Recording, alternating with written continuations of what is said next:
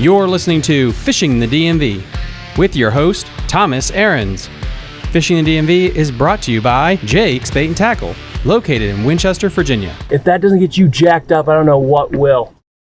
Good evening, everybody. Welcome back to Monday Night Live on a Tuesday. I am sorry about that. We had a power issue, a snafu, if you will. The area that we live in, Hagerstown, well, we got a little bit of weather on Monday and we had no power and it was kind of fickly. It kind of came back in time and it's like, I don't want to risk this just shutting down midstream. And, you know, we're not in the middle of bass fishing season or anything like that. So I thought we'll just slide this thing to Tuesday. Algorithm be damned, have you? How's everybody doing tonight? Yeah, this show is just going to be kind of a chillax, going to talk about the state of fishing a little bit, get my thoughts on everything. Huge shout out to SB Fishing, Matt Streichel for coming on the show and just doing like a sit down conversation. I really miss those interviews. I have another one I did with the legend Jody Queen. That thing was pre-recorded, where we just talked about life. You know, we talked about, of course, we had a little bit of fishing conversation, but just whatever popped into it. A very Joe Rogan-esque kind of interview. And I miss those. I enjoy those. I just think, in general, I think people are fascinating. And I like just to talk to people about things. So I'm going to do more and more interviews like that where, yeah, we'll weave in some fishing stuff, but it'll just be about like biopics about different anglers. Next week, before we get into everything, next week we have a really, really, really cool show. I have the guys from Bass and Beer Radio on, and I'm trying to get a couple more people on as well for the Christmas week, Christmas Eve kind of extravaganza. We're doing it on Monday, the 23rd. What we're going to be doing is taking phone calls, and we are going to be creating a tier list, A tier all the way to F tier of all of the bodies of water that I can think of in Virginia, Maryland, the fringes of North Carolina. Anything you can think of it, and please put bodies of water in the chat that you think that should be on this list. And what we're going to do on the show is I created a template, and then I'm making a little screenshot of each body of water, and we're going to rank them from what we think is the best in the area to just dog shit in the area. And I thought that'd be a really fun thing to do for a Christmas week special. I want to do it here because I want to hear everyone say like, you get it wrong, you got it right. We will be drinking, we'll be doing shots and just having a great time. I'm interested to see where the Upper Bay will actually rank when we have the comment section open and with all the guests. Again, Bass and Beer Radio guys are going to be there, trying to see if I can get the McCluskey and some of those other guys from the area in as well, just to try to rank what they think some of the best fisheries are and what the shittiest fisheries are. So I think that'd be fun. And then we'll also do, Southern PA, just places, all those places as well. Let's check out this old comment section here. We got here. Thank goodness it didn't affect us at the water plant. We kept the water pumping to Hagerstown. Yeah. Thank you so much, boss. Yeah. It was just down below there. There was a problem. It's just like the top 25 best anglers in Virginia list we created every year. Yep. Except this will be interesting because we're going to do, because of how these tier lists work, it's not like the number one fishery. It's just what you think would be like a top tier list. So there's not just one fishery. So example is you could put the Potomac River and the Susquehanna as like A tier. And then you could have Lake Frederick and Smith Mountain Lake as F tier. I don't know, just something like that. So you can just group them up together. So I'm going to put probably about 30 to 40 bodies of water and we'll talk about each one and then we'll rank it with the group and then with the vote of chat as well. So I think that'd be fun for next week. Probably going to start the stream a little bit earlier. I'm hoping around 6. Kyle I just says, just bass overall fishing. That is a good question. I'm going to leave that up to chat how you want me to do that. I was thinking of just doing bass, but I think overall that would be an interesting one. Let's see. Can I come over and drink, me and Geek? Sure. I think what you, Brian, what you should do is have Brian and Geek should have a sleepover and you guys stream together and I'll stream you guys both into the show. Yep. It'll be like a smoke and float. Exactly. So with that said, let me make sure I get all these chats up. We got Josh Evans. What up, bro? How you doing, boss man? Are you guys looking forward for MV or Mid-Atlantic Series next year? That should be fun. Oh my goodness, we got so much stuff to talk about, so much stuff that has happened in the world of fishing lately. 2 major announcements, I guess the big ones would be Hobie and what is going on with Bass. I really want to start with Hobie, believe it or not, because I just got more of a more of something I want to say to that. If you guys don't know, Hobie folded for 2025. Again, it was their tournament organization. Hobie's tournament organization was, is it safe to say it's like the FLW of kayak fishing? It's that it was the old guard. They were the first ones through Hobie pedal drive system. Really, I think put kayak fishing, in my opinion, on the map when it came to the pedal side of things. Their tournament series was amazing. It was the old guard. We always talk about how Bass has created so many great anglers, and for lesser extent, the FLW as well.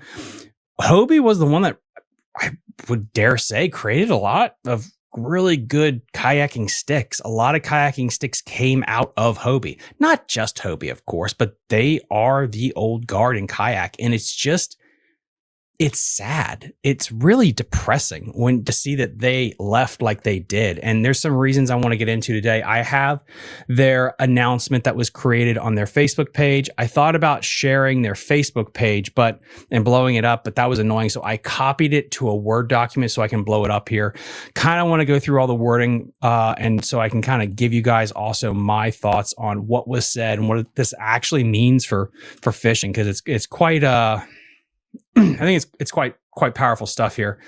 So let's go to this here, and with the power of Microsoft Word, we can blow this bitch up and make it quite big. Perfect. All right.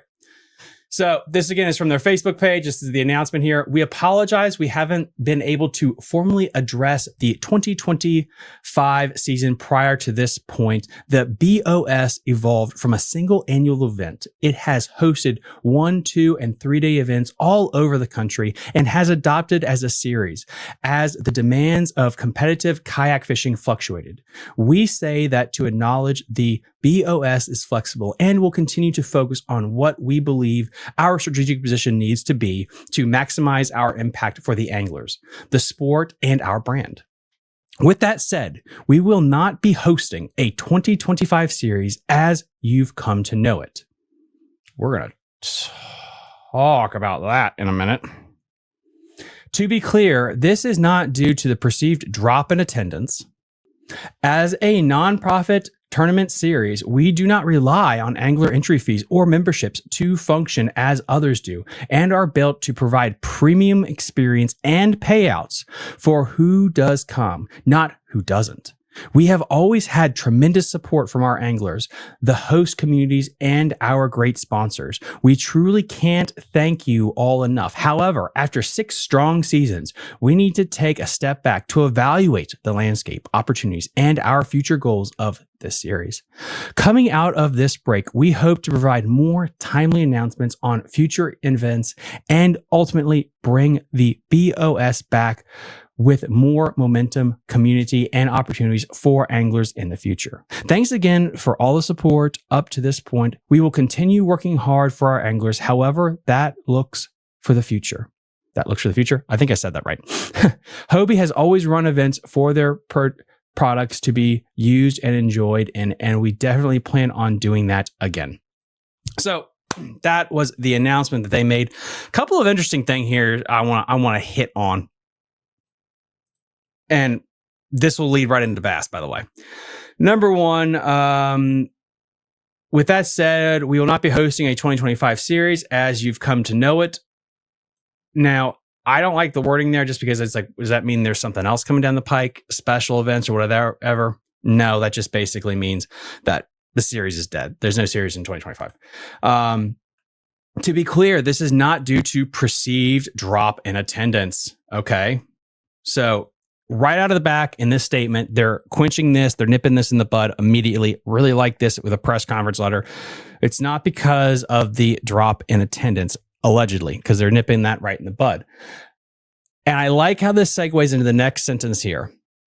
And this was the biggest thing I caught in. I hope everyone else did as well when this thing came out. As a not-for-profit tournament series, we do not rely on angler entries or memberships to function. The thing that made Hobie so amazing, they were I dare say it, they had some of the best payouts around, period. The best payouts. They rivaled the BFLs in some ways. You got to fish recently, of recent note, you got to fish like 2-day events for the price of a BFL, probably cheaper than a BFL, and you could win more money than a BFL. It was insane, the return on investment that you got with Hobie. They were the premier. Not only did they do all that and took care of their anglers, they had some of the best staff. I mean, I've never heard anything but great rave and love for the organization. So with that said, why would you put this in there? Not for profit tournament series. It's because they're just taking shots at other organizations. I like how it's just they're whipping their John out just to be like, because they did, the way they structured their system, they had great payouts and they didn't have to make profit because it's associated with the Hobie brand. Which really tells you, like, if this system was set up the best for anglers and had the best return for anglers, and this failed because it was not about making money, what does that mean for Bass? What does that mean for all these other organizations? They dropped this little nugget here right when there's so much controversy with another organization that there is about how they're doing their payout structures and things like that. Because they didn't have to generate a profit right now, they are hurting. They're under a completely brand new management system. They're restructuring at the highest level. They didn't have to do this series. The series at its core was used just to help promote Hobie in the beginning. It was a great thing with the pedal system, and it was a brilliant strategy. And then you saw the Torpedo thing get in there, and that was kind of, to me, where the writing was kind of on the wall. Now we do have a caller on, so let's get him on here. Let's see if my call-in system is going to work for me here this morning. All right, caller 434, you're on the show. Thomas, let's break this down, man. So Bass actually, if you guys look back at it, went to a new payout, but they actually changed the payout last week with that new board. And they raised the payout. I think each angler is going to put in a little bit more into the coffer for a bigger payout in 2025. Mm-hmm. Now, but why do you think they did that? And well, so also, if you saw the press release that came out on, I think it was Friday. Friday, the Fox renewed their contract and extended it for more events. So there's more TV coverage in 2025 now. What is interesting to me is kind of why this happened the way it did. And the only reason they went with that initial system is because they had sponsorship pressure. Or maybe this is just incompetence. Because we have so much of this wishy-washy waffling. We saw this with Major League Fishing. Hey, listen, you can't have graphs that are 20 inches above your gunnel or what have you. 2 weeks later, oh, sorry, we changed our mind. Bass goes, there's no entry fee thing. I don't know. This is like the first change that I've seen in 15 years in the Elite Series. I mean, this is like groundbreaking, because the Elite has always been, pretty stable, and you kind of wonder, like you were just saying, you kind of wonder why this kind of wonkiness in the Elites that, a lot of the anglers haven't been accustomed to or used to. Well, yeah, but I don't know if it's 15 years, because you had MLF initially try to go no entry fee. You've had some major things. Now, if you're just talking about the Elite Series wise, I don't know if it's the biggest crazy thing. Why is it so many of these decisions they can't stick with?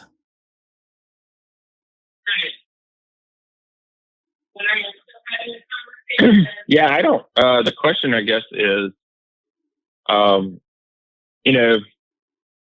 guess you say they've promised a lot more Major League Fishing, if you ask me, than they've promised at Bass. What do you mean? Well, I guess when they offered Major League Fishing, they offered the hours of YouTube, they offered the hours of coverage in the beginning that they weren't able to do.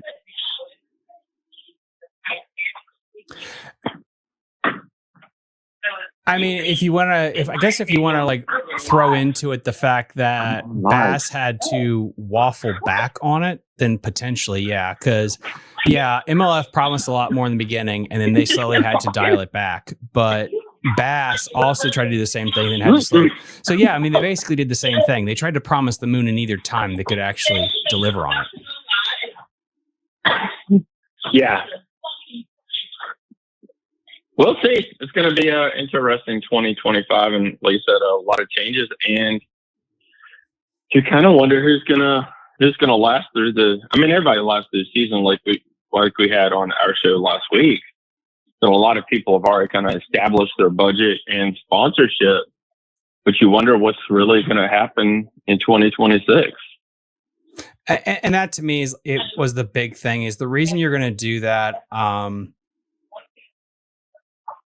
If you are going to make those adjustments, it was 100% a play for sponsors. There's no way about it. It would really, if people that work corporate jobs, and I keep hitting this on the head, and this is why I thought it was so interesting with everything that's going on. Hobie specifically putting in their press release, hey, as a non-for-profit tournament series, they were saying like, compared to the other organizations, we were really about the angler because we weren't not trying to make profit. And circling that back around to what they weren't really. Go ahead. They weren't really about profit because if you remember how it all got started, you had to have a Hobie. You couldn't fish out of anything but a Hobie. Yep. And if Hobie's markup was 40 to 50% on a kayak, all they're doing is giving you 10% back when you fish one of their tournaments. Mm-hmm. No. Angler's Choice does the same thing. I mean, they pay 110% back because they're hoping you'll go down there and buy a $90,000 bass boat. It's a chance. But I mean, when you mark up such amount on a, bass boat, you start out like, we've talked about this many times. A bass boat was, you could buy one for 10, 30, 40, and now $100,000. If it's a 40% markup, there's a lot of money to play right there with. So what do you think is going to happen with Bass? They're still selling. I reached out to Cruz. We're going to try to get him on Basscast Radio and talk to him about it because he is one of the members of the board. But I don't know. You kind of wonder if they shot themselves in the foot. I personally think they did, but I think they have, and we're still waiting on the NPFL schedule. I mean, we got the schedule. But we're still waiting for the NPFL lineup to come out, and I heard the lineup is amazing. So I mean, we talk about that a lot too. I think a lot of guys are going to go just leave altogether and fishing, especially the bottom tier that know that they probably don't have a chance of fishing or maybe winning a Bassmaster Classic. So they're just going to go somewhere and cash checks and go home. And then we got Bass Geek here saying Brian don't know she is. So I mean, Geek, if you want to come on out there, bud, you could perfectly do that. That's fine. Yeah, come on, Geek. But yeah, 100%. All right, Brian, I got another caller here. I'm gonna let you go. Later. All right, caller 387. You're on the air. What's up?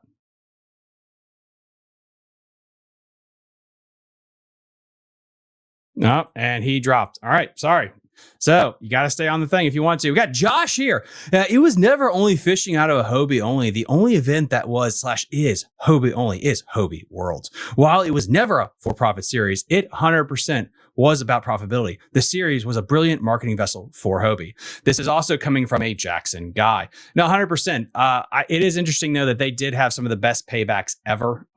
So, Josh, are you also saying that Hobie wasn't one of the groundbreaking ones then that kind of started all this off? Kind of let me know there.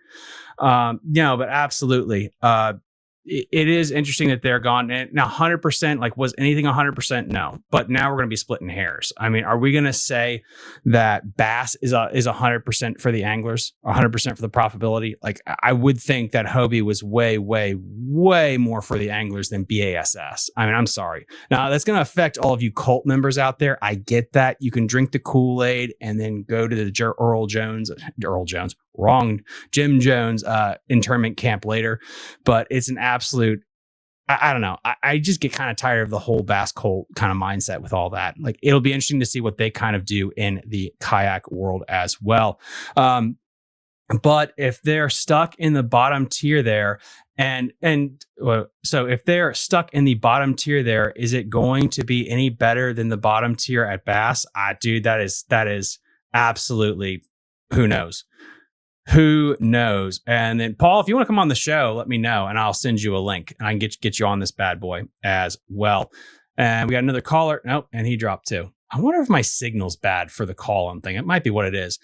So phone number is 667 307 8583 if you want to talk about what is going on right now. Oh, Josh, sorry about that. I just had your thing. No shade being thrown towards Hobie. Let me be clear. And they 100% were one of the OGs to start it all. And Bass absolutely is not 100% for the anglers. No. And Josh, I 100% agree with you there. Yeah, it's just like the FLW dying. It's just sad. You know, it is depressing. And then a correction to my thing. The biggest thing was the motor situation. They didn't allow motors until last year, I believe, was the OG, or was it 2 years? I think it was 1 year. Maybe it was 2 years that they allowed motors. Paul, let me send you that link and we can talk about what is going on. Because, yeah, I just think it's interesting, like with everything that's going on right now in fishing, this waffling. But it also reminds me a lot of Hollywood, where they will leak information. Like, what was it? Like, Severus Snape is going to be black in the new Harry Potter series. What do people think about that? And then people will bitch. And then all of a sudden it's like, oh, well, we were just joking. It's kind of like that vibe of just doing drama for drama's sake, or is it to just see and test the waters? Like, you really want to get into some 4D chest here. Were they actually being like, hey, listen, we want to restructure the payouts? Well, instead of going to what we want, let's go all the way to be like, we're going to do this here. And if there's pushback, no worries, it gets us to where we want. So is it a negotiation strategy that they basically implemented and executed absolutely perfectly? Possibly. If people at Bass are playing that kind of 3D chess, though, like, hats off to them. That's insane. I don't think anyone's doing that. Maybe they are. I mean, they are pure business. I mean, let's be 100% real. I don't know. I would like to think that they're not thinking that strategically about this, because that means they were being corrupt, so to speak, and specifically trying to F over the anglers some way, shape, or form. But is it really effing over the anglers, or is it just business? To me, it's just business. You know, long and short of it, it's them just doing business. Paul, I just sent you a link that's there for you, my man. So that's kind of where we are right now. Hobie is dead. Bass will reign supreme in the kayak world. Bass is having issues with their payout structure, figuring out what that's going to be like, where we are in the middle of a massive recession. And I think we're going to throw this back to the regions. I think Mid-Atlantic Kayak Series, MBKBA, the teams event that's happening down in North Carolina, all these local Elite 70 team series, Elite 70, Alpha, Beta, Omega, whatever it is called, the single series, all these local series, I think, are going to gain more and more momentum going into 2026. I really believe that. And I wouldn't be shocked if there's more turmoil happening starting in 2026 with the prices and everything that's going on. It is getting insanely hard to travel and tour. And if you look at like the BASS events for like the kayak series, just because I had that piled up, you got to go to Lake Havasu. I think that's great. Will there be a drop off with that? I hope not, but it'll be really interesting to see what happens with all of that as well. I don't know. It's very interesting how all this is playing. And again, like last year, remember when Yamaha, and it would be interesting if a Yamaha or something like that would come in and sponsor a tour. Like, I think there's a thought there with that, where you take, let's say, let me make sure I think about this thought before I say it. What FLW and Hobie did is, because they had backing of a major corporation like that, because they had something else, and FLW had Walmart, by the way, for the longest time, you're able to really sweeten the pot when it comes to how much you can give your anglers. Will this TV deal allow for that? Who knows? It was dropped last week. It'll be interesting to see that. But again, I still want to, even if Bass would go back to no entry fees and a massive amount of payment, I need to know the exact reason as to why they went with that. They went straight to the, hey, we're going to go with no entry fees and we're going to restructure this shit. And you're going to keep telling me again and again that it was just for the anglers because we really cared about them. Bullshit. It had to have been about the money. So was it that they just didn't get their TV sponsor deal? Like they didn't get that contract signed the way they wanted to initially. Possibly. I don't know. I should have my phone line open again. This should be a little bit better now. 667-307-8583. Here we go. I think Bassmaster used to be able to survive from magazine subscriptions back in the day. Print died and dried up a lot of funds they had. And they also have to rely 100% on club donations, on the Bass Nation, on things like that. Ed Dustin, local series like Steve Camp and I host Payback, way better than MLF, Bass, ABA, 100%. And that's the thing is, and then Mid-Atlantic Kayak Series, I think Josh Evans was in the chat. He is a major proprietor of that. The Chesapeake Bay Real Masters, I think. Let me 5 seconds and I'll get that name for you because it was somewhere. I was going to mention them. Where the hell did I go? Yeah, Chesapeake Bay Real Masters Kayak Fishing Series. Big name. Those guys have a great little payback for a kayak series. The local events are just kind of where it's at. I really think if you, and especially when you have like a Jake Harshman who somehow, I don't know what he does to get sponsors. I don't want to know. That's kind of like that we're trying to talk about with Jakey Boy. But the point is, like, if you have these local things that pay well, you don't have to travel. And that's pretty awesome. And then, oh my God, Jake Harshman, is this you coming out party? Yes, it is. This is my coming out party. And you tell this luscious facial hair, sir. There he is. But again, like when you have Ed, when you Battle of the Border, Potomac River Battle of the Border series, you have Elite 70s, you have all these really cool kayak series. And the Toyotas, I mean, they used to be good, but you don't need to travel anymore. And I wonder if you're going to see a big disconnect that's going to be coming out. I don't know. It's just interesting to me. I just feel like in Texas, you never have to leave the state because of how good the fishing and how good the money is. You could, in theory, be a pro in Texas and just stay there. And I don't think we've seen that as much. And again, someone in the comment section is going to be telling, yeah, but Tom, but here in Oklahoma, I get that, but it hasn't been so prominent. I'm starting to see now around my area for the first time, there's more series where you can do that. And I'm wondering if this is a reaction to the gas prices, the economy and stuff like that, and being like, well, Bass payouts suck and so does Toyota, so I'll just stay here. We got another legend, and I'm going to say one of the backbone of the Bass and Beer Boys. Paul, thank you for coming on. What's going on, Tom? Dude, can you hear me? I can hear you. Oh, dude, I like your setup too, man. Why aren't we in here more? This is my work office, slash fishing room slash trophy room. Let's see if we can turn that around there a little bit. Look at this, dude. I like you. Got the fishing rod there, but got the bait wall back there. But yeah, I'm never here, so. Yeah, you got to start moving some of that stuff over into the studio. Nah, this stuff stays here, man. This is my own little private, like, getaway from everything, from life. I love it. What you fish all over God's earth with Bass Chasing the Dream. What do you think of their waffling of no entry fees? 2 months later, a month later, JK, we're doing this now. Well, I think the no entry fees was I think it was a good move, just at the wrong time. It needed to move to no entry fees. They can afford it. And look, I look at it this way. I don't see, a lot of anglers are just, that I've heard that have spoke out against it are like, oh, well, I've made my career as a check getter. Like, well, is that all you ever aspired to be, was a check getter? Because now you're fishing a free tournament, or well, was a free tournament for $100,000. So I don't know. To me, I've got mixed opinions on it. I think the bottom end payouts were terrible. I do agree with that. However, I agree with only paying the top 25. In any tournament, And I've never fished at a professional level, so I take this with a grain of salt. But I would rather the payouts be top loaded than have them spread out through the field like the BFLs are. Like, you come in, you fish a 100-person BFL, and you can come in 20, 20, what do they pay down? Like, actually, what do they pay down? Like 40 spots or something like that. Yeah. And you get like $75 and a pat on the back, and you paid, as a co-angler, what's that, $150.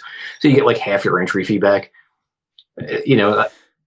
That's so in that regard, like I like the top loading. I just don't think that it was. I think the bottom end of the top was very low. I would have rather seen them do 20 places instead of 30, and then have the last places actually pay a respectable amount.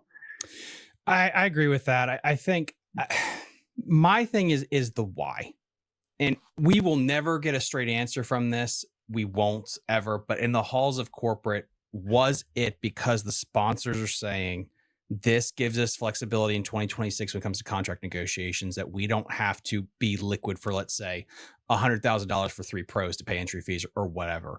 Or was this purely a for the angler's decision? It's never one or the other. It's probably in the middle, but it's interesting because, MLF tried this before. To an extent, they tried it and failed. It was the model didn't work. So they cracked the code, or what's going on there? So what I see different between Bass and MLF is MLF tried to stay with the standard payouts that was it. Like, that's always been around, where BASS severely reduced the total amount of payoff or payout. So in that regard, it's a more sustainable model. Because they're not paying out $1 million every tournament. They're paying out, what is it, 3 before the additional entry fee, the $1,000 per angler is. I think it was $337,000. So I think that's a much more sustainable model. But then, again, if you, on one hand, I can see the point of view from the pro angler, where, oh man, I finished 20th place and I only got, a $500 check. On the other hand, you finished 20th place. So yeah, there is that. It's not like if I fish a Chester County Bassmasters Open, I don't expect to get paid for 20th place. It is interesting about what the cutoff should be with that. And I guess it depends on the field size, because again, if you're at 150 boat field, let's just say, and you're 20th place, it's above 20% of the field that you come in, you should have a check for that, because that's like a top professional golfer, top baseball field. But if you're 30, if you're 50, if you're 90 anglers, like what should it actually be at with this? And so personally, and just fishing for, just fishing a tournament for money. My happy zone when I'm fishing a tournament is 1 in 4 or 1 in 5, in that range. So anywhere in that range, I think, is a good payout. And if you look at any other sport, a tournament for any other sport, that's about what it is. So if you have 100 people, 20 people get paid. It's been that way. I mean, I ran competitively for a long time, and, you get paid for the top 3. Like, that's it. There's 5,000 people in the race, and you get paid for the top 3. Mm-hmm. It's not like there's 20 places being paid there. So it's I think when you compare it to other sports, I think it's 1 in 5 is a pretty reasonable number.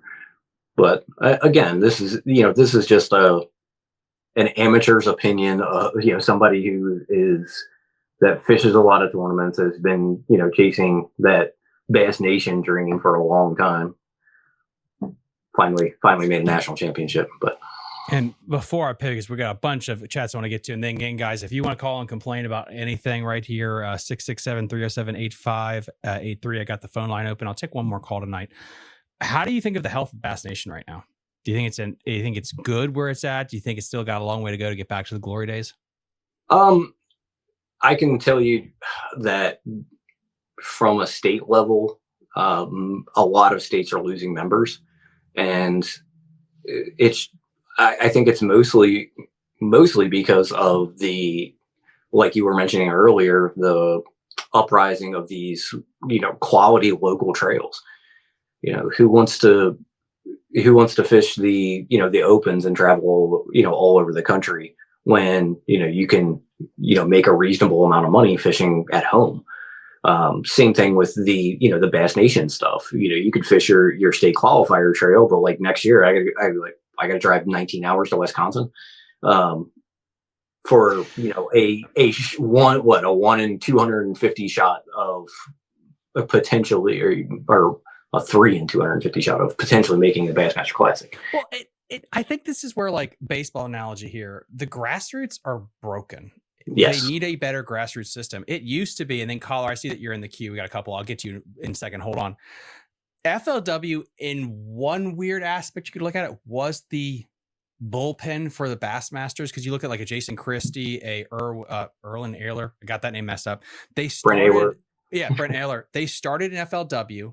Because again, back in the day, they had 125,000 for the winner. Great payouts. I mean, you look at the Forest Wood Cup when David Dudley won the Forest Wood Cup, he won $1 million. Yeah. So, and I think there were $2 or $3 million FLW Cups. Yeah, couple. There was at least 2. There may have been 3, and a lot of those guys, it did come from there. I mean, you have your Brent, you can run down the list: Justin Atkins, Brent Ayler, Christie, Hackney. All of those guys were FLW guys that came to Bass, and you don't have that anymore.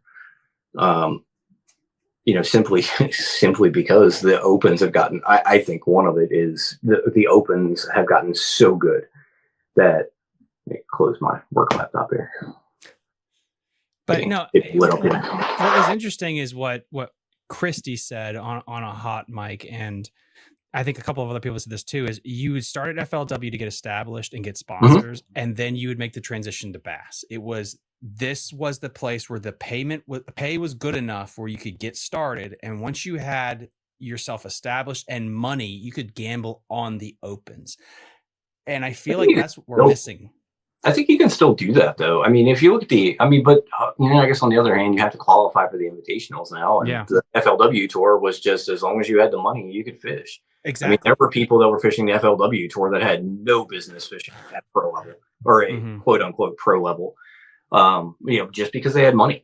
And I think that's a good point, that they could use that as a feeder system, and those people could use that to get established. And knowing that BASS has the bigger name and looks better for the sponsors, once they get established with those sponsors, they can take that gamble, get into the Elite Series, and then potentially make more money from their sponsors, right?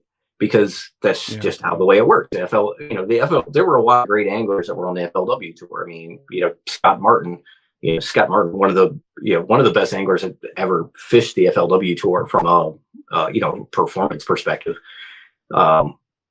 It made a lot of money over there, and so the money was there. So even if they blanked on the opens, they still had that fallback. Yeah, interesting. Interesting. Yeah. All right. Caller, I want to get you now because I know you've been sitting there. 216, you are on the show. How are you doing tonight? Got yourself? I'm doing wonderful. What did you want to talk about? Dude, are we ever going to see these organizations get back big sponsors like Walmart? You remember how FLW used to have Walmart? Or is that like a thing in the past because of YouTube and there's so many different avenues for advertising, whether it's TikTok, Facebook, Instagram, YouTube, so many different ways for them to get their product and things out there. Is that like the thing with Bass now? I think you answered your own question. I can add a little. It's like, when you have these big non-endemic sponsors, you'll notice that they only make runs of 2, 3, 4 years.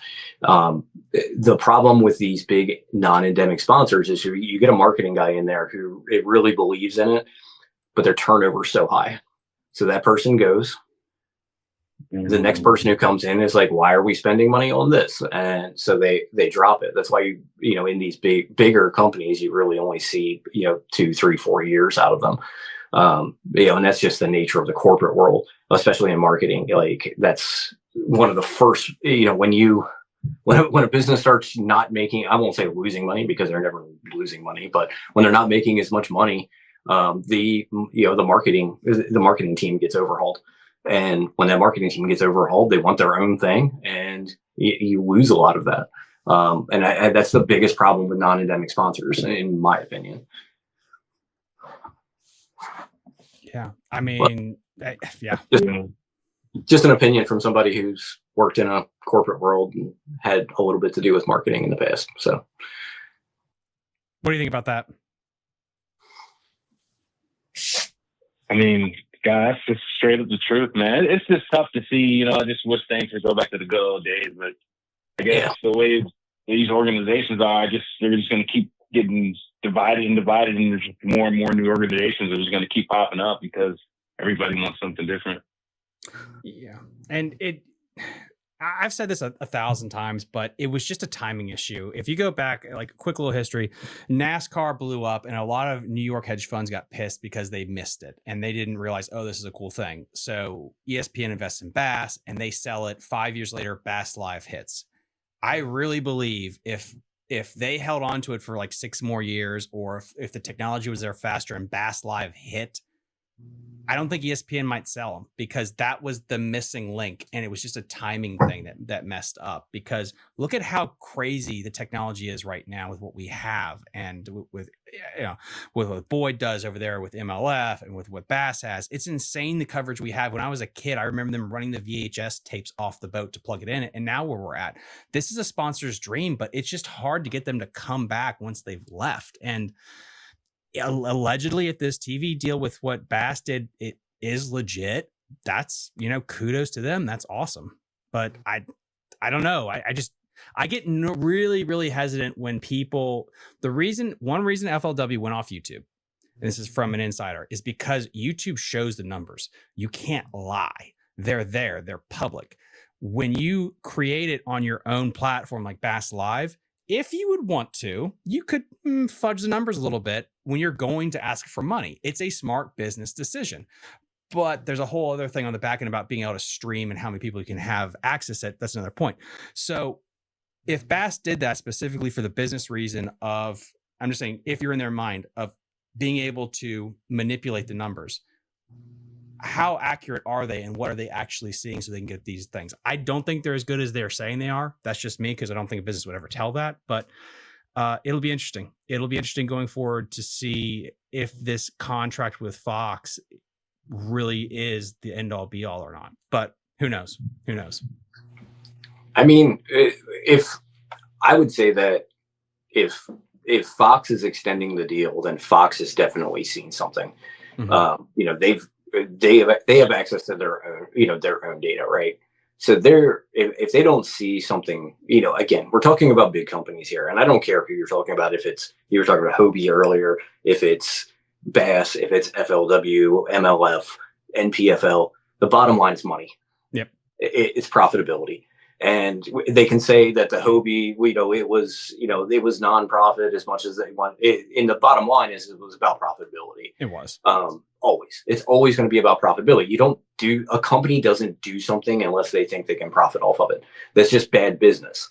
I mean, whether it be that they're doing it for tax write-offs or they're doing it to make a profit. Yeah, there's some sort of money involved there. So if Fox is looking at this and they're extending that broadcast, they've seen something in their own viewership to make them think that this is a good financial decision. This isn't, I don't think this is as much about BASS fudging numbers and, saying that the views are as high, because if Fox didn't see it, they wouldn't extend it. That's kind of my opinion on the TV deal. Yeah. And I think there's something else going behind the streams, is cable TV is dying. The streaming wars have completely won out. And the only thing that gets better numbers than YouTube is live sports. period. Yep. If live sports leaves cable, cable's dead. There's nothing left on that really. So I mean, isn't Netflix working on a deal with the NFL, but that's why they did the Logan Paul Mike Tyson fight, is they wanted to see how many people they could handle on their stream, because Not enough. they couldn't. Which the reason they did the fight when they did is they were trying to make a bid for the Super Bowl. And they used the Tyson fight to beta test how many people they could have on their stream. They don't have enough. So if that information I got was true, that is a hell of a beta test to spend that much money on the Tyson fight. But I guess compared to the Super Bowl, it's probably worth it. I'm going to get in the weeds about that. I think this stuff is fascinating because right now YouTube is still the big dog. They have the best streaming platform, all that jazz. But Netflix is catching up. Amazon's catching up real quick. And why couldn't one of those buy fishing? Potentially they could. But if they don't, and the NFL and all these other sports get slurped up, I could easily see a competitor with Fox going in and paying for like Major League Fishing just to get something on the programming. There is a reason, and the reason that YouTube owns streaming is because YouTube's owned by Google. Yeah. Google has more servers than anyone could ever imagine, and they can support the largest number of people. Amazon is definitely coming up in that. I mean, you can, I don't know what Microsoft's doing, but they're doing some crazy stuff right now. They're funding the reopening of 3 Mile Island. I heard about that, which is fascinating because to have a power source to assist in their server load, in their power consumption load. So, I don't know what Microsoft's doing, but they've got something up their sleeve. That could be solely corporate type stuff too. So, I don't think they're gonna break into the streaming world, but it's all about server power. And it is. It's about server power. But again, like somebody's going to come to rival Google at some point. I thought it would be Amazon or Netflix or some kind of merger of the two. It's going to be Amazon, probably. And Amazon's really the only thing out there that's got the capital to be able to compete with something like Google. Yeah. You got to look. They're similar amounts of capital. They just have to invest the money correctly, and Amazon makes money hand over fist anyway. So. No, 100%. Carl, is there anything else you want to add here before I let you go? I don't know, gentlemen. I just hope something changes here in the future. I feel like the ass world is so divided. Like there's so much drama, and I'm honestly over it at this point. And I just wish the best for us. I mean, I don't know what it's going to take to blow us up, or if we'll ever blow up like a true sport like NASCAR, basketball, or the NFL, but one day I hope. But other than that, no, that's about it for me. No, sir. Send me an email. fishingdv@gmail.com, and I'm going to give you a gift card to Jake's Bait and Tackle. All right, boss. But thank you so much for calling in. I really appreciate it. Where's Jake's Bait and Tackle? Jake's Bait and Tackle is in Winchester, Virginia. I really wish they get. We're working on getting them more of an online presence too. They're one of my backers, so I'll get you a little something there for calling in. I like tackle. I like supporting local tackle shops. I might have to make a stop there. How far is Susquehanna from you? Hour and 15 minutes. That's not too bad. How big is their shop? It has everything you could possibly want. It's a small shop that is just completely stacked. I mean, They have really just about everything. Everything good. They don't have a lot of the the off the wall stuff that's just kind of like gimmicky, but pretty much anything that you want, they'll have it, or have something equivalent to it. Because obviously they can't carry, from the storefront perspective, they can't carry everything. But I would love to get them on the show to talk about their story, because that's fascinating what he's built over there. It's such an amazing shop. That's pretty much where all my tackle comes from. Despite the Tackle Warehouse shirt, I just got it out of I just got them working out. So, but yeah, Susquehanna's got I mean, the number of Kayak swim baits that they have in there, like if you're looking for like if you have a specific color Kayak that like kills them and you can't find it, they have it. They have pretty much every color of Kayak in there, which is because a lot of that's because that's a huge bait on the Susquehanna, just in there, in their area, but. Good selection of spinner baits. I mean, they don't have every brand of spinner bait that you can think of, but I mean, you can pick up some good stuff in there. A lot of Strike King, a lot of hog color. They're big hog color fans. So hog color spinner baits are loaded up in there. They have some Jackalls, a lot of War Eagles, and Nichols. That's kind of their main brands there. I could probably name just about everything they have like in their entire store. I'm there like a couple times a month. It's just fun to go and BS with them. It is, and there's something about like touching the product that's just so absolutely awesome. I think we got colors. I mean, color. Like looking at a picture on Tackle Warehouse and seeing the color in person, you can't see the. If I look at it on Tackle Warehouse, okay, I can tell this is a red curl crankbait. But then when you look at it in hand, you can see, oh well, it's red crawl, but it's also got these purple tints to it, and you can really see the details in the color. Rods are another thing too. Having someplace to go. I mean, their rod selection is the best I've ever seen at a tackle store. Pretty much, full line of St. Croix, full line of Shimano, full line of G. Loomis. Full line of Daiwa, Lew's, pretty much, like all of your top brand, your main top brand rods, you can go there and put one in your hand and see how it feels. And that's the most important thing, I think, with being in person in a tackle shop is rod selection. Being able to hold that rod and see how that feels. How does that grip feel? Is it comfortable? Is it light? How is it weighted? Because you can read, I mean, obviously you can go to a manufacturer's website and you can read how much a rod weighs, but if if the balance point is different, it's going to feel heavier in the hand. If it's going to feel lighter in the hand, if the balance point's more toward the butt. So yeah, I like if I'm looking for a new rod, I like being able to put that in my hands. Dude, no, I 100% agree with you. We got the Bass Geek in the house here, but so question, most get into kayak fishing because of the price of rigs, boat, trucks, etc. So from a financial point of view, is there enough money or guys and gals with enough money to sustain a pro tour? 100%. It takes less money to be successful in that sense in a kayak tour than a bass boat tour. Like because of your expense. So in that sense, like you don't need $100,000 payback in a kayak event to be successful because you don't have like the capital expense of petrol in your boat.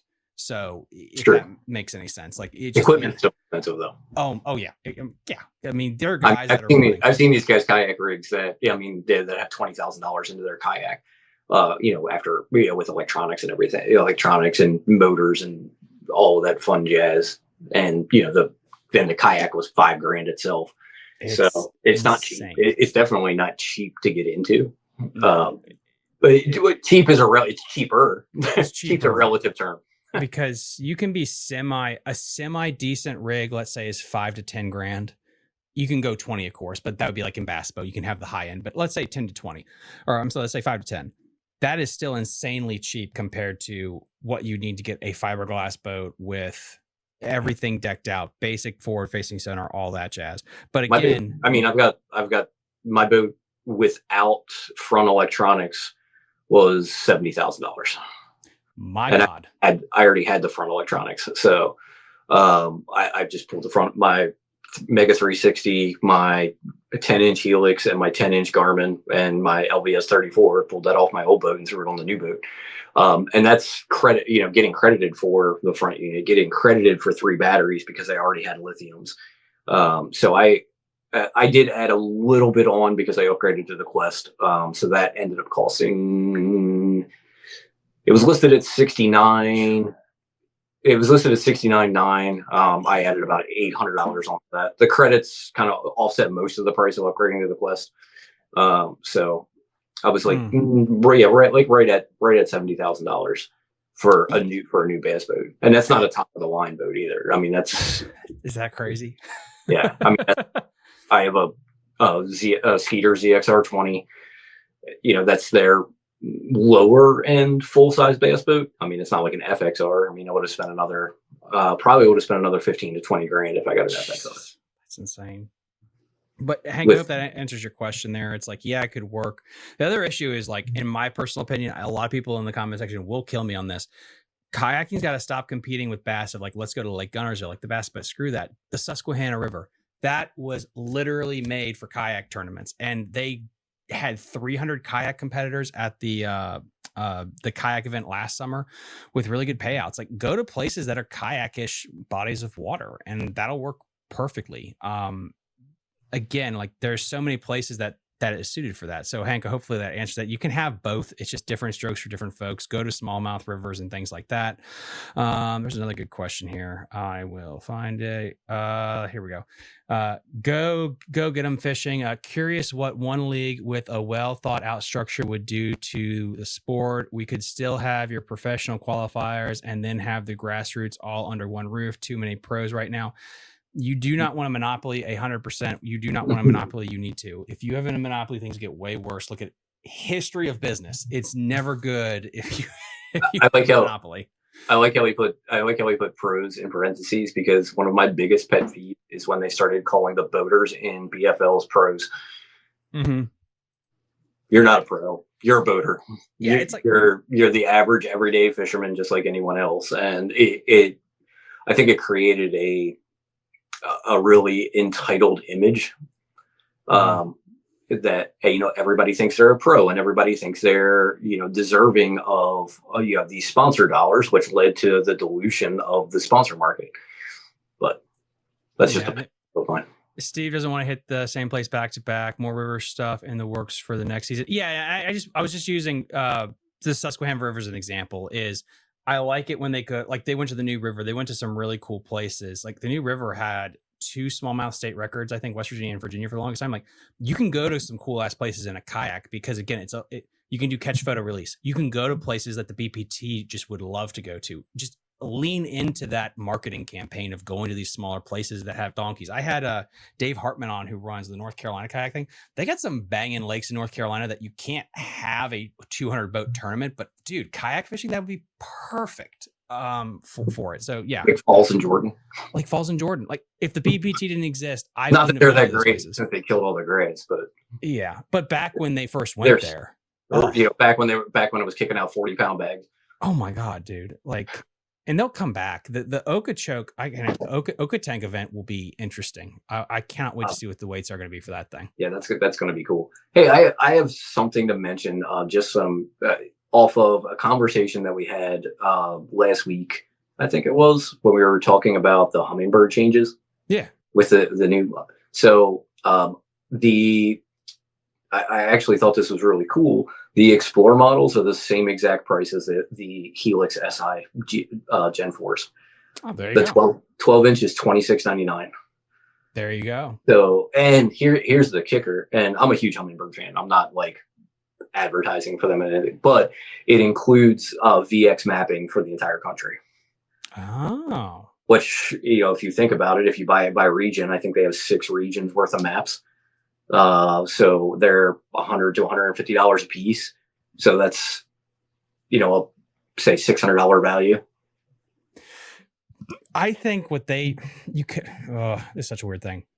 I get the frustration. I'll put it this way. When I looked into it, was it yesterday? Yesterday, I think I looked into it. Probably upgrade my units next year. I wish I had the money to do that. Might have to sell. I might have a discount. Oh, well, then there you go. That perks of possibly perks of making the national championship and all. Ooh. Yeah. What was my thought gonna be? Again, like, most of the shit is always self-inflicted when it comes to these organizations, where if you would have put out a press release 2 years ago or whatever, being like, hey, listen, whatever time frame, we're doing these upgrades because of this is what we're doing, it would have been fine. I feel like people just felt shafted that if they upgraded last year, they're kind of screwed. with what happened, and I get it. But that's the company being not thinking about their consumer. And what did I say before? It doesn't matter what company is. The bottom line is money. Chick-fil-A though, great customer service. Like it's the little things that you could do. Just right, but Chick-fil-A providing good customer service, somebody's not going to wait to buy Chick-fil-A just because they're providing good customer service. They're going to go there and buy it. If you tell a group of people who are going to purchase your product that a new product's coming out, they're not purchasing your product. And in that time frame, what if something else comes out from another company that steers them away? A good Garmin sale comes out and they go, oh, you know what? On second thought, I can get this good deal on these Garmin units. Let me go ahead and buy those. No, you need to, in electronics, the one thing that I learned when I sold big box electronics is you have to capture that market share now or you'll never capture it. We used to have to screw over the customer. TVs has always been that way. They never, new models are going to come out every year. They always come out after CES, but if you're selling a TV, you can't just say, oh, well, this new model is going to come out in 3 months, because you're never going to see that customer again. They're going to go somewhere else and somebody's going to sell them a TV and they'll have their TV. They're not looking for that. They want something now. It's all about instant gratification.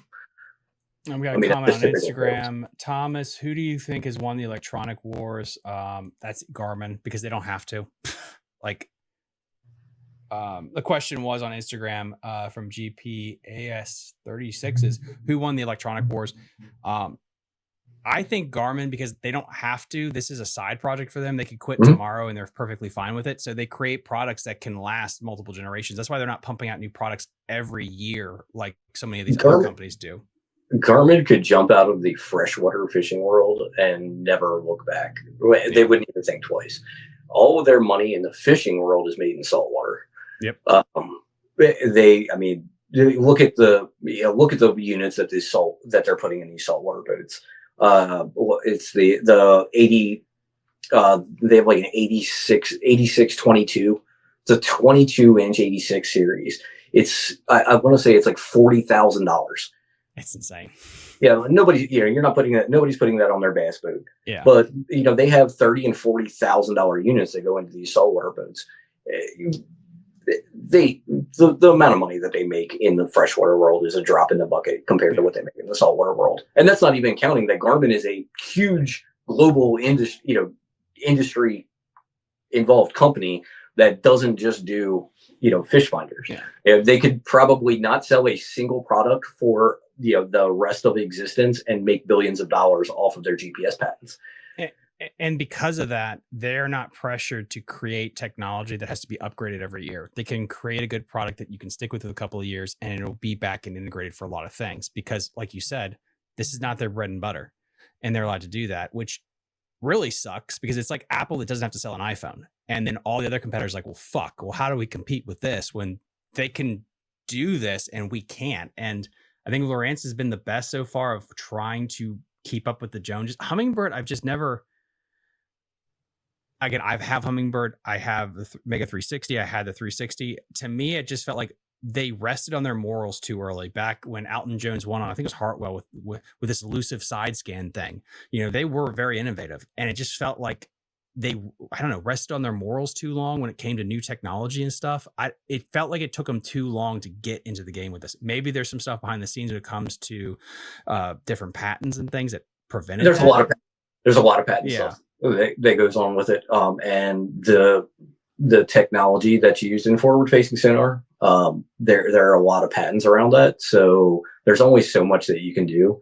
And the rumor, again, I don't have a quality source for this, but a lot of the technology that Lowrance uses came from Garmin.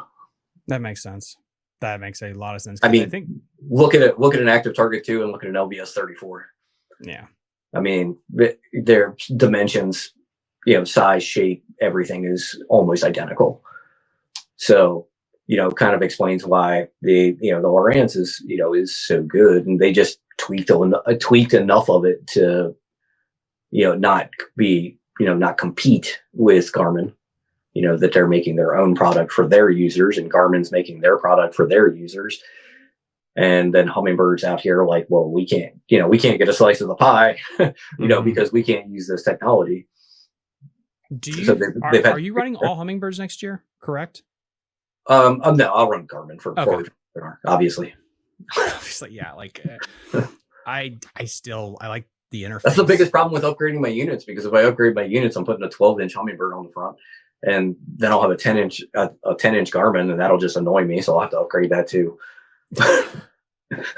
I wish my wife would let me do that. We got Bass Geek in the house. That's why Garmin sued Lowrance. It wasn't just maps. It wasn't just maps. That would make so much sense if they got sued for that whole thing.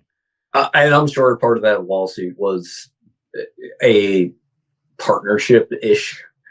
Mm-hmm. Just kind of like what happens when Z-Man sues anyone, where they slap Z-Man's patent on the back of the package and they pay them a couple of cents per bait.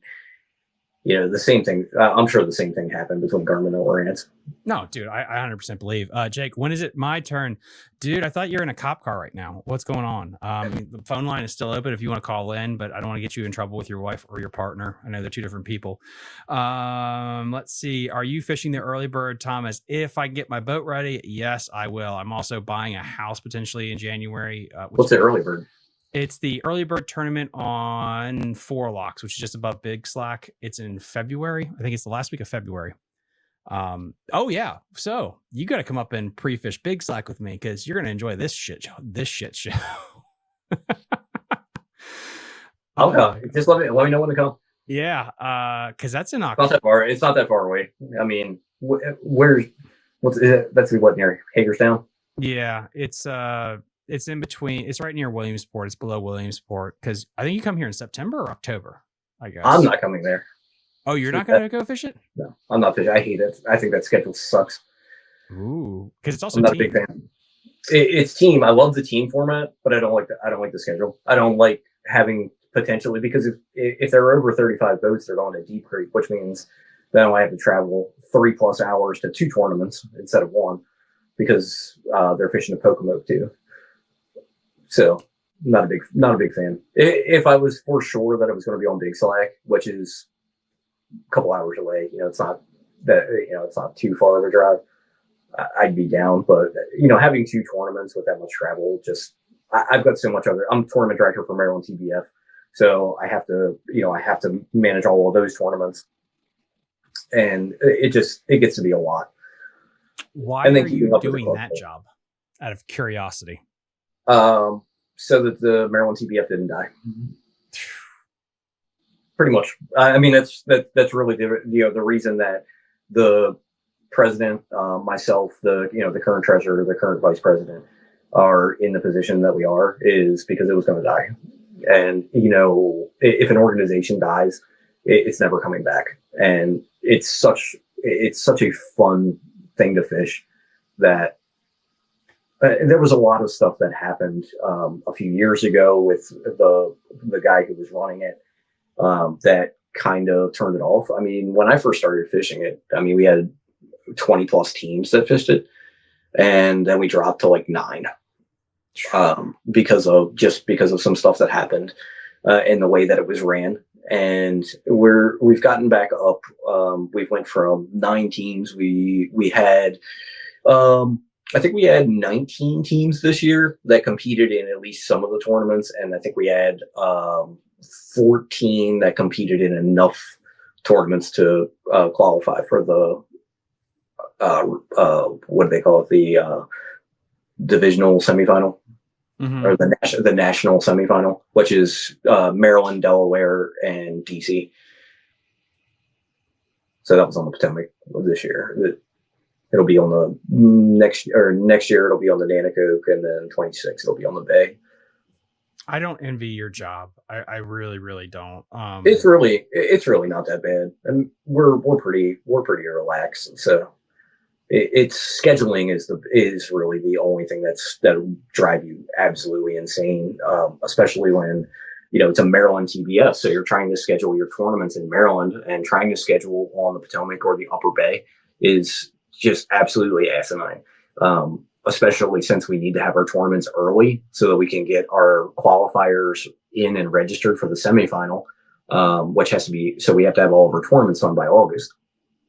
And the Upper Bay this year, there are 2 tournaments a weekend, for just about every weekend from the first weekend in April to the last weekend in June.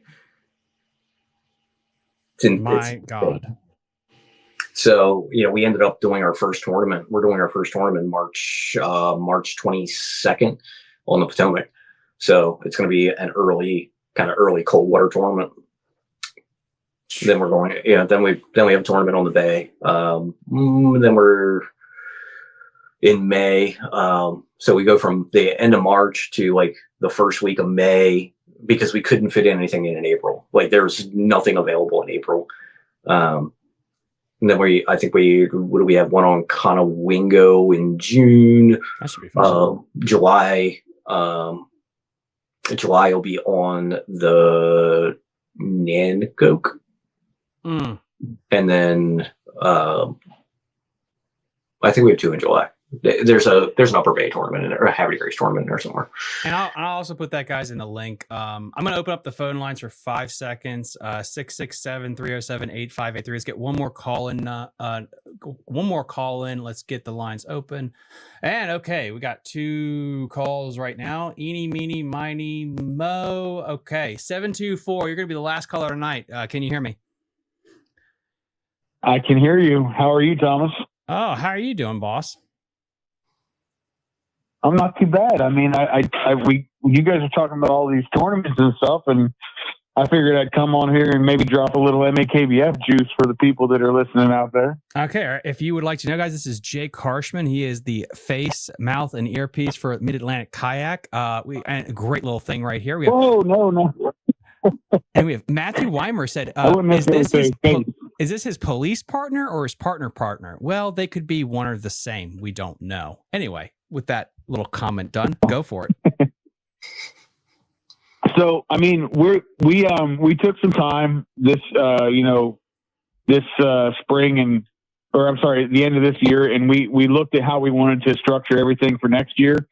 And, we had a lot of success front loading the schedule as we did, last year. We had a lot of success with that. So we wanted to probably continue to do that again. And within April and May, we're going to have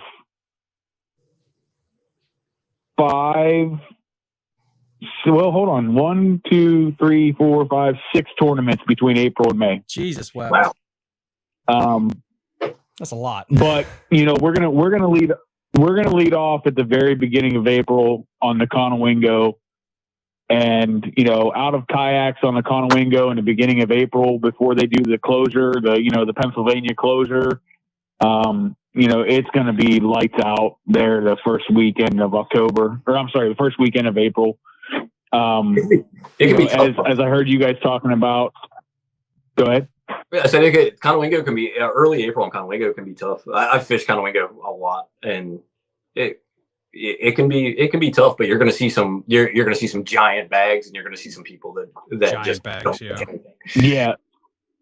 So we had a tournament there early April. It was like, I guess maybe mid-April this past year, and it took we use inches, right? So it's different from boats, but it was an all smallmouth bag, and it was like 96 or 97 inches of fish.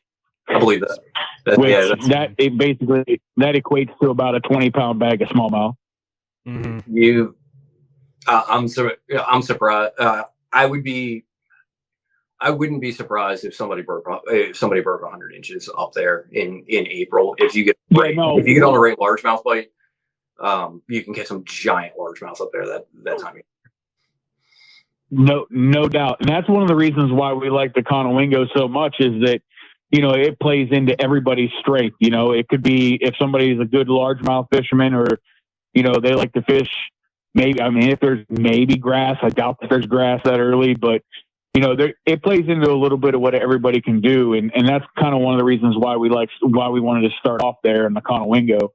But, we typically go to the major spots, the Upper Bay, the Tidal Potomac. We'll do both of those. We'll have a members appreciation, kind of sponsorship appreciation event in Delaware about middle of May to give back to Delaware Paddle Sports, who is our title sponsor. They do a lot for the series, and they've done a lot for the series for a decade. So we'll be hosting an event in Delaware and then having the award ceremony back there at their place to show appreciation for them. Sweet. And they typically will do like a cookout and all kind of stuff like that. We put the Upper Potomac on the schedule this year. Oh my God. I like it. Thomas? Yeah, it's getting me hard. It's getting me hard. Yeah, you already got me. And of course, we're gonna close out the summer on the Susquehanna for a 2-day banger, and with some big old brown fish up here in Harrisburg area. So, Is the Trey dates are hosting gonna it? come out. Is the award ceremony for the Upper Potomac at Trey's house? Well, we thought about that. We thought about potentially catering something there, but that's going to be for Trey to figure out. But I do know this. I do know the Innovative Sportsman, who's also been a longtime sponsor of the series.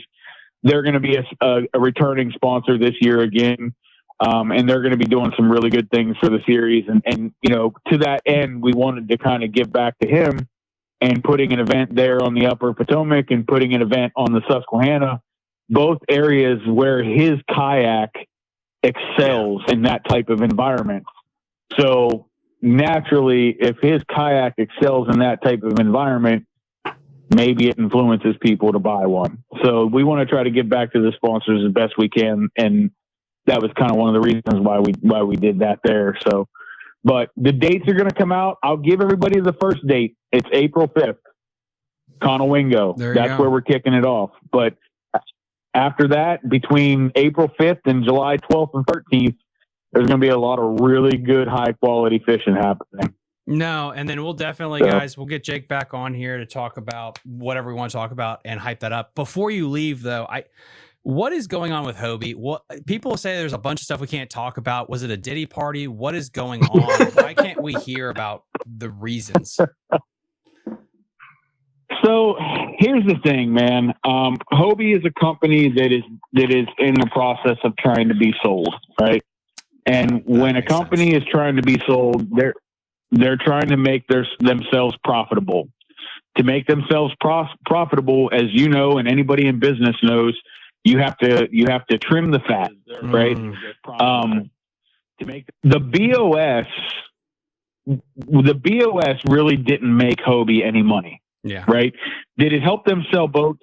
100%. It helped them sell boats. Did it bring them any income? Zero. I don't think Hobie ever saw a return on investment in terms of income from that series. They're not structured and built like Bassmaster, so they weren't built as a business, right? Yeah. They were built. I mean, I'm just going to be completely honest with you. When in the infancy of bass fishing out of kayaks, the only organization we had was Kayak Bass Fishing. And there was a lot of controversy and turmoil surrounding the person who led that. So that is kind of how the Hobie B.O.S. was born, right? The Hobie B.O.S. was born to provide people with a different opportunity to do this on a national stage and make a lot of money doing it. But unfortunately, it's just with the economy, it's tough, man. Like when you got a organization that's trying to sell its business and you have this overhead for these tournaments, like they just can't justify it. So, and I'm sure people have seen that all up and down the industry. And it's not just kayaks; it's everywhere. It's there's companies that are folding into each other. There's companies that are going under. There's companies that are doing all kinds of stuff that just to survive. And I think that's kind of what Hobie's doing right now. One thing I'll say about the B.O.S. is that it was well ran. It was managed correctly. And the person who was in charge of it truly gave a shit about competitive kayak fishing for bass. He truly wanted to see the sport go in a direction where somebody could viably make a living doing it. Like, that was his goal. That was his vision. And he's so close to having it, like, you know, more than just a handful of people. But the fact that even just a handful of people can do it is probably a direct result of the Hobie B.O.S.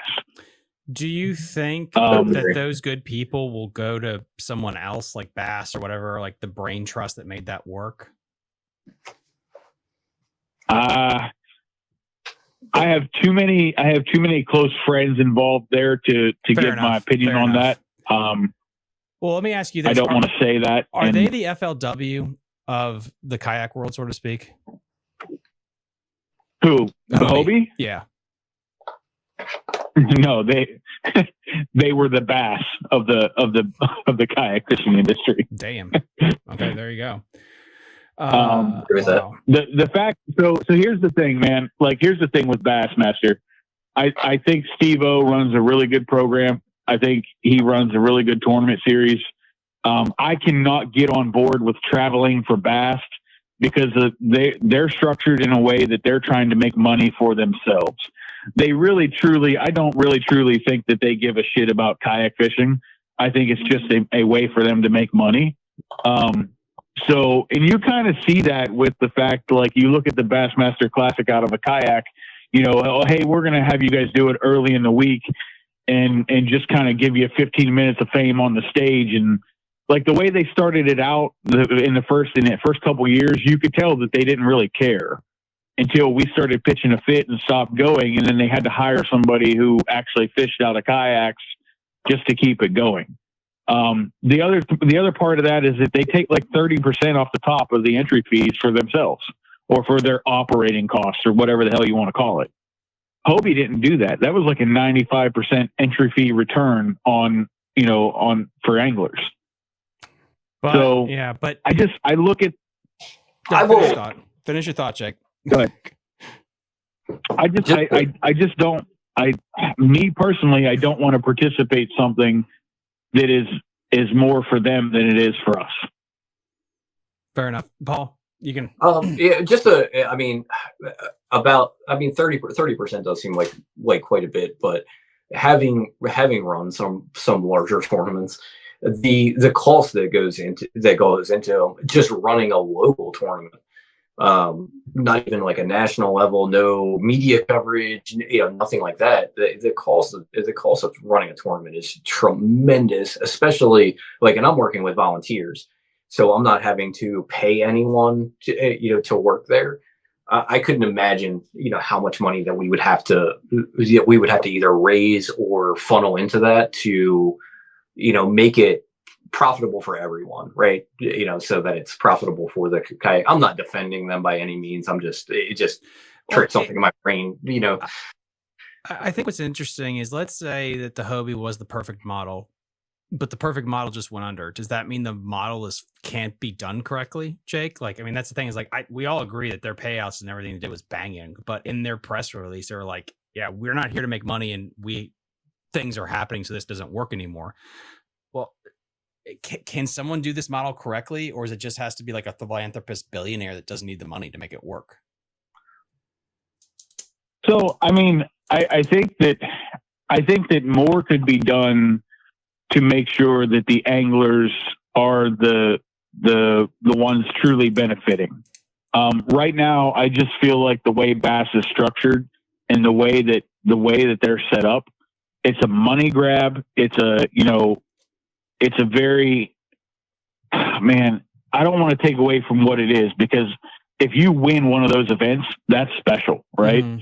But right now, the way that you can qualify to get to the kayak classic, if you will, and that's participation trophy shit. Like, it's not a true form of a championship, in my opinion. It's harder to get into. Go ahead. What is the qualification?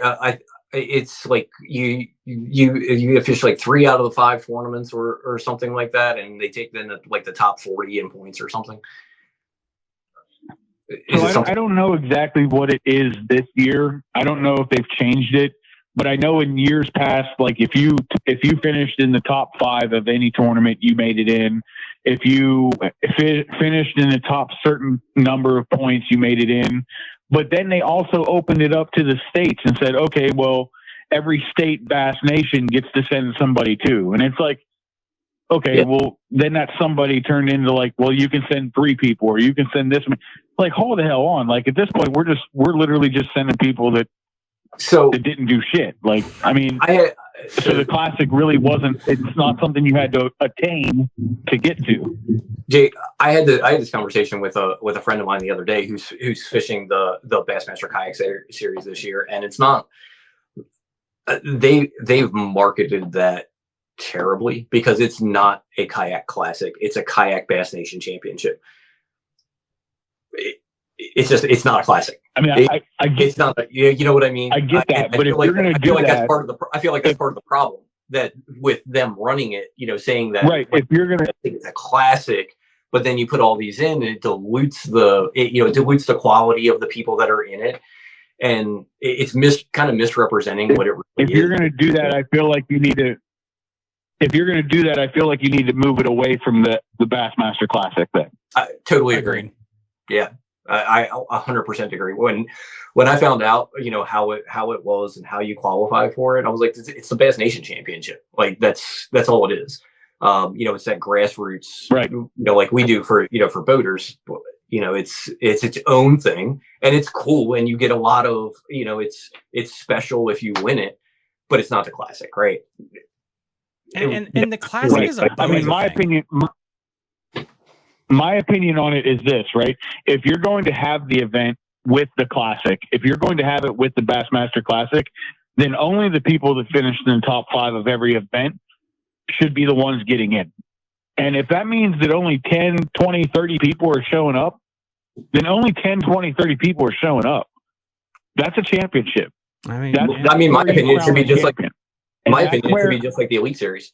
That's where Hobie, right, but that's where Hobie did it right, because at the end of the year, Hobie had a tournament of champions at the end of every year, and you had to actually fucking do something to get into it. It wasn't like, here you go, you're invited. No, you actually had to do some shit to get into it. It was the truest form of a championship that kayak fishing has, and probably will ever have. Like the Hobie B.O.S. Tournament of Champions was it. If you achieved the Tournament of Champions, you did something to get there. If you won the Tournament of Champions, you're a badass in your own right, because you did it against everybody that's the best of the best, which is similar to the Classic in Bassmaster, in Bass world, right? In the bass boat world, it was the truest form of a championship that we had. But what Bassmaster is doing is getting more people into the expo. They're getting more people, coming. It's just a money grab to get people there, and it's not a championship at all, in my opinion. It's an open for people who want to come to the expo. Well, yeah. Jake, it should be.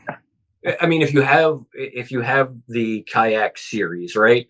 You have five tournaments, 6 tournaments.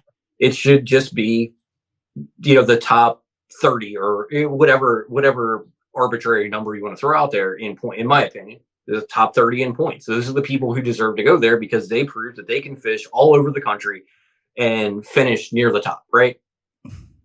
That gives you something. And when they started telling me that, you can send, this person can go from the state and all they have to do is win this tournament. Like, I was like, that's a bunch of bullshit. Those people that are fishing in the state they're probably not out on the national trail competing against the guys and girls that are doing it in every single event. You know what I mean? No. I don't think they should be included at all. If anything, they should have like a regional qualifier to an overall tournament to say, okay, well, like maybe the eastern side of the United States gets to send one person, and maybe like so on and so forth, which I think is how the Bassmaster Classic is actually done, isn't it? Don't they send one person from Bass Nation? 3 people from Bass Nation. So the top three people at the Bass Nation Championship qualify for the Classic. So you only get 3 people. Right. I mean, 3 people from the entire country, right?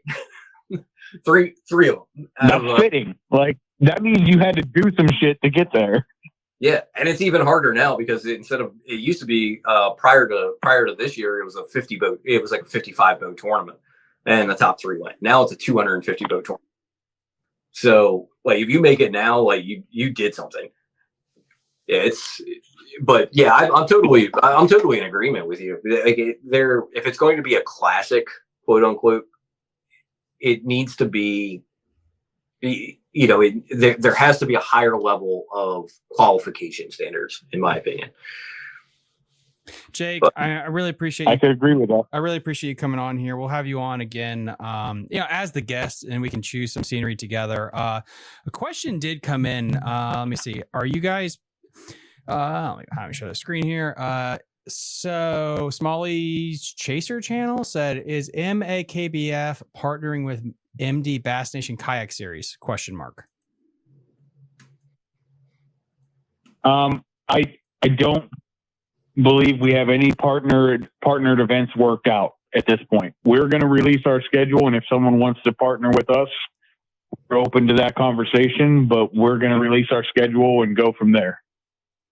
And then we got last question for him. Paul Heels on Instagram said, "Is Jake the Vince McMahon of kayak fishing?" That's a yes. Absolutely not. Absolutely not. As a matter of fact, I would like to remove Jake's name from anything involving competitive kayak tournament fishing. I'm just gonna ride in my jet boat all summer long and not fish a single kayak tournament is what I'm gonna do. That's the way to go. Paul, you got the Vince McMahon comment question.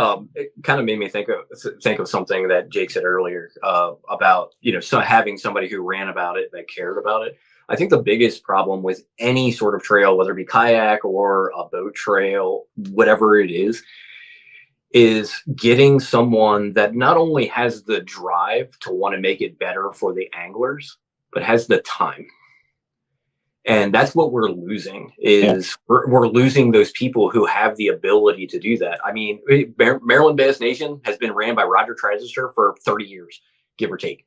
Maybe not quite that long, maybe 20 years. Yeah. But don't even get me started on Maryland Bass Nation. Yeah, I'm just saying that. As far as leadership goes, you had somebody who had the time to run it, and there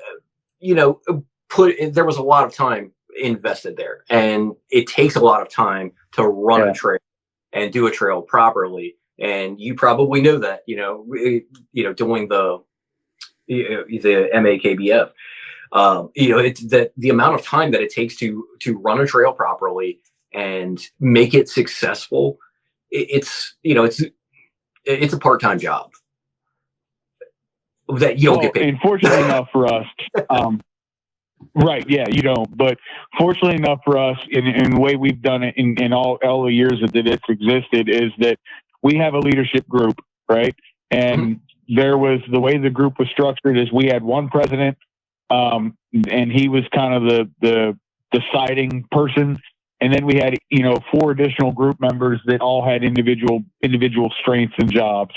One guy dealt with a lot of the clerical administrative stuff and the points accumulation and working out the structure of the standings and so on and so forth. And then you had 2 guys, myself and Josh Evans. We dealt primarily with sponsorships and, promotion of the series. And then we had like a level-headed guy who was there to tell us all to shut up whenever we started acting stupid. And you kind of needed everything for, like, all 5 parties needed to be there in order for it to work correctly. So we, the distribution of work was distributed pretty good, where it didn't make it where it was too strenuous. But even with that said, like, towards the end of the season, dude, I was burnt out. Like, I'm tired of looking at Instagram. I'm tired of switching back and forth between my personal and the business, and making sure that everything from Instagram transferred over to Facebook, and make sure everything from Facebook transferred over to Instagram. And it's like, Jesus, at the end of it, it's just like, oh my God, like, did everything happen? I'm not entirely sure. Like, I'm just, brain is burnt. I know Exactly how you feel, man. Running the TBFs the same way. And it's funny. I was laughing because we kind of have like the similar setup, right? You know, we have our president who kind of handles like dealing with corporate TBF and all the membership stuff. I run the tournaments. You know, we have that level-headed guy that kind of just tells us to shut up. So our setup is very similar. But like you said, at the end of the year, still, like, even though you have that good support group that's running it, you just feel burnt out. Yeah.